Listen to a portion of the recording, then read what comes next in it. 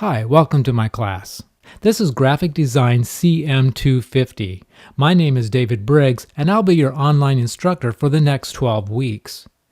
The best part about this course is that I think it will change the way you think about design, not only with what you see in magazines, catalogs, and websites, but also in more simple types of communication like forms, road signs, menus, or anything that is created for the purpose of sharing information with an audience.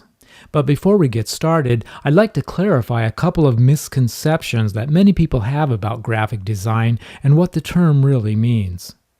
Number 1, illustration and graphic design are the same thing. Now this is not really true, and here's what I mean. These are illustrations. It is only when we integrate illustrations with other things like text, headlines, borders, and other information that our work becomes graphic design. Let's take a look at a definition of the term. Graphic design is the art or profession of visual communication that combines images, words, and ideas to convey information to an audience. Notice there are some important keywords here, like communication, words, ideas, convey information, and audience. So what is this telling us about graphic design? Sure, images play a big part, but there's more to it than that. When you study graphic design, you study the art of communication. Misconception number 2. Graphic design is all about making something look good. Again, this is false. Graphic design is all about making something make sense.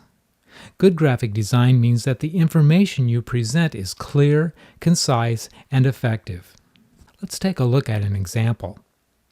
Which business card do you think has the best graphic design?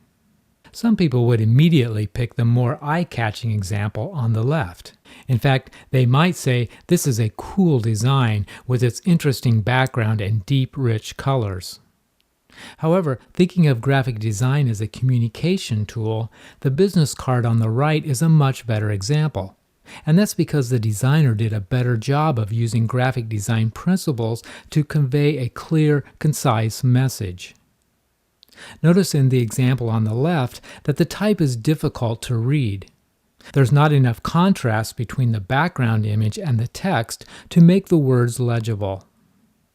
Also notice that all text on the card is the same font size. This implies that each word holds the same importance.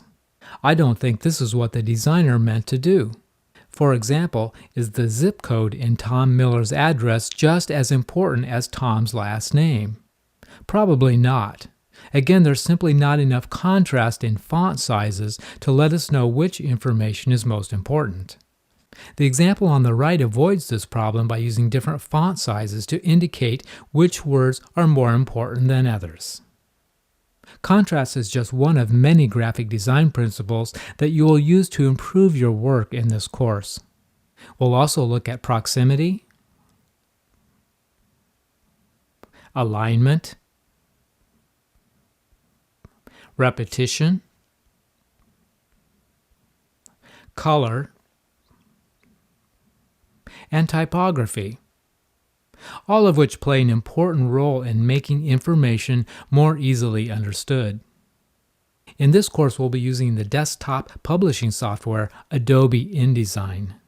This is one of the most popular programs in the world, used for designing books, magazines, flyers, brochures, business reports, catalogs, even web pages and apps. In fact, Adobe has recently reported that they have more than 7 million paid members using their Creative Cloud package. That's good news for you, because the skills you learn here will be exactly what a future employer will be looking for. I think you'll be impressed with what the software can do. However, never forget that InDesign is just a tool. The quality of the work you produce depends entirely on you, not the software. So let's get started with this week's module. If you haven't done so already, please watch the Introduction to Blackboard video to learn how you and I will communicate with each other during the next 12 weeks, and how to submit your assignments for grading.